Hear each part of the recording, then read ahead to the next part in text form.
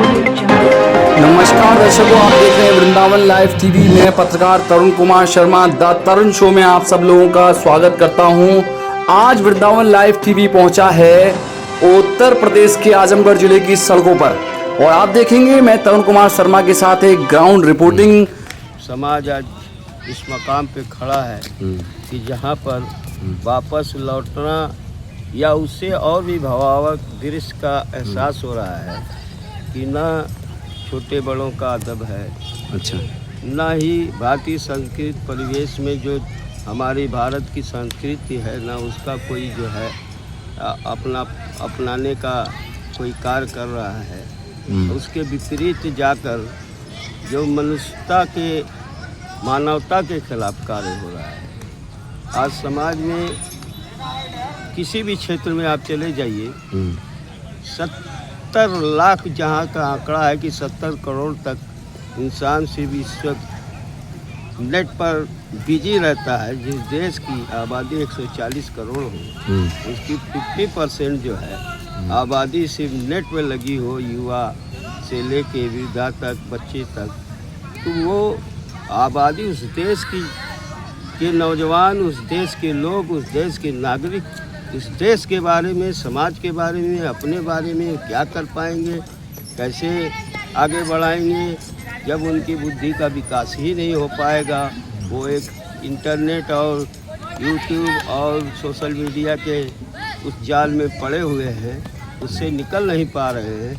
तो ये कैसे देश चलेगा, कैसे समाज आगे बढ़ेगा, किस क्षेत्र में विकास करेंगे। आप देख लीजिए विश्व में तमाम देश जो है एक से एक प्रगति कर रहे हैं, कहाँ से कहाँ जा रहे हैं और हम कहाँ खड़े हैं। इसको देखते हुए हम लोगों को इस पर विचार और गहन सोच करना पड़ेगा कि भाई देखिए, जो हमारी जो है जिस गुरु की छवि थी वो धूमिल हो रही है और उस विश्व गुरु की छवि को बचाने के लिए हम हर आदमी, हर एक नागरिक, हर एक मनुष्य का एक कर्तव्य बनता है।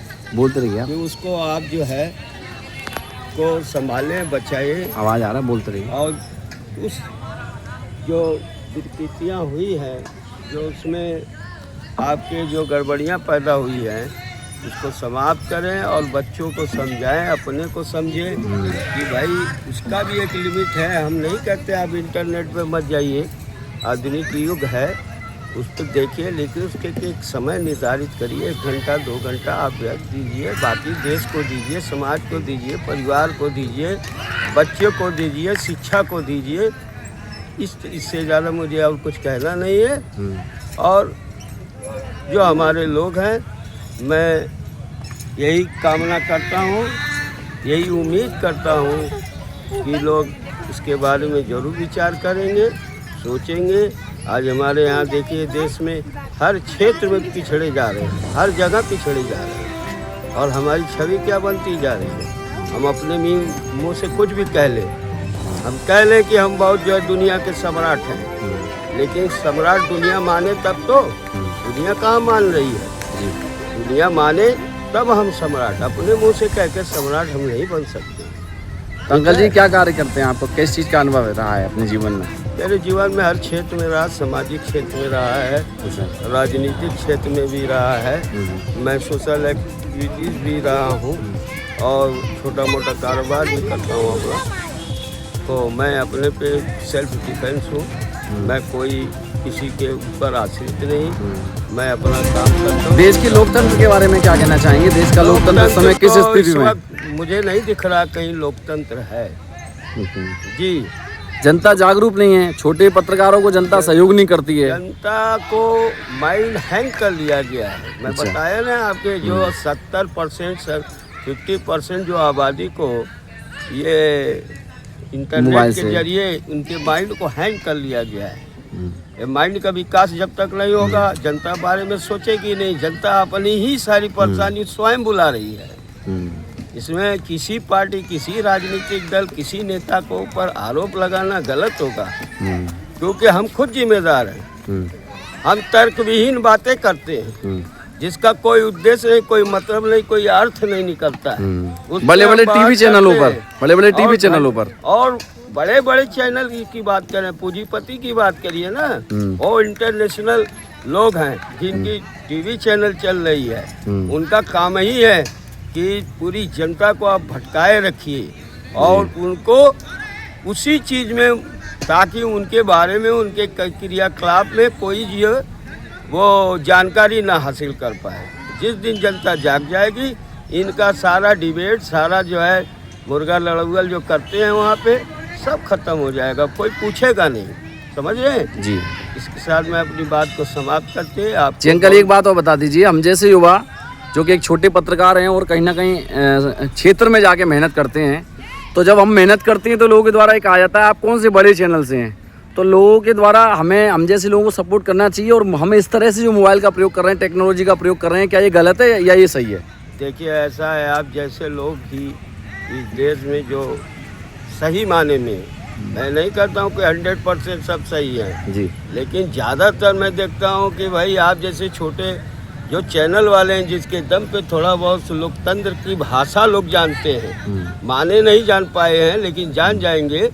लेकिन आज उसकी देन है आप लोग की, बहुत बहुत इस देश में बहुत बड़ा योगदान कहा जाएगा। जब भविष्य में इतिहास में कुछ लिखा जाएगा तो सोशल मीडिया का ही बहुत बड़ा महत्वपूर्ण भूमिका जो निभाई है, उसके बारे में स्वर्ण अक्षरों से लिखा जाएगा कि सोशल मीडिया अगर नहीं होती तो ये हमारे जो पूंजीपति कॉरपोरेट घराने के लोग हैं, पूरी जो है लोकतंत्र को, जनतंत्र को पूरा हैंग करके एकदम कम्युनिज्मवाद की तरफ ले जाते हैं, जर्नलिस्ट बना देते। इस तरीका का कार्य होता, लेकिन आज भी अभी भी हम बहुत बुरी तरीक़ा से नहीं गए, थोड़ा बहुत गड़बड़ी आई है। उसको अगर हम सब मिल के मेरे सारे चैनल यूट्यूबर जितने भाई हैं, सत्य की राह पे अगर चले तो देख लीजिएगा, वो भी आगे बढ़ेंगे, देश भी आगे बढ़ेगा और जनमानस भी आगे बढ़ेगा। जी अंकल जी, एक बार जय हिंद बोल दीजिए। जय हिंद। हाँ, जय हिंद, जय भारत। जो सोशल मीडिया है, देखिए प्रत्येक चीज़ का एक सदुपयोग होता है, एक दुरुपयोग होता है। कहीं ना कहीं हमारे मन में ये बात थी, क्योंकि यदि फेसबुक ना होता और यदि यूट्यूब ना होता तो आज हमारे देश की पत्रकारिता को बड़े पूंजीपतियों के द्वारा लोकतंत्र को पूरा हाईजैक कर लिया जाता। तो कहीं ना कहीं ये चीज़ें अच्छी हैं, लेकिन इनका जो 99% दुरुपयोग हो रहा है, जो अंग प्रदर्शन हो रहा है या चंद व्यूज या चंद रुपयों के खातिर उस पर मानव देह को प्रदर्शित किया जा रहा है। और कहीं ना कहीं हमारे देश के युवा आज इस इंटरनेट के सदुपयोग से न जुड़कर दुरुपयोग से जुड़ रहे हैं। उसी विषय पर अंकल जी स्वयं से खुद आए, इनके अंदर जिज्ञासा थी, हमने इनके विचार लिए। इनके विचार बहुत ही ज़्यादा इम्पोर्टेंट हैं प्रत्येक समाज सेवी को, प्रत्येक राजनेता को, प्रत्येक देश के उस नागरिक को जो यूट्यूब चला रहा है, उसको इस पर ध्यान देना चाहिए। जी अंकल जी, और आपको हमारा कार्य कैसा लगा जो हम विचार कर रहे हैं? अच्छा लगा? और एक बात बताइए, जब हम काम करते हैं तो लोग ये कहते हैं कि कौन सा चैनल है, छोटा चैनल है, बड़ा चैनल है। अरे लोगों को जब गंदी चीजें देखने की आदत पड़ गई है तो अच्छी चीजों को लोग देखते ही नहीं। एक शेर हम कह दीजिए। नहीं चल रहा है। छोटे चैनल और बड़े चैनल की बात ये करिए कि बड़ा हुआ तो क्या हुआ, जैसे पेड़ खजूर पंछी को साया नहीं, फल लगे अति दूर। तो बड़े को मत देखिए, बड़े से आपको कोई लाभ नहीं होने वाला है। आपका छोटा पड़ोसी, आपका छोटा भाई, आपका ही छोटा मित्र, आपका छोटा रिश्तेदार ही आपके साथ खड़ा होगा। बड़ा वाला आने में उसको टिकट लगेगा, 1 हफ्ते बाद मिलेगा, प्लेन का टिकट नहीं मिलेगा।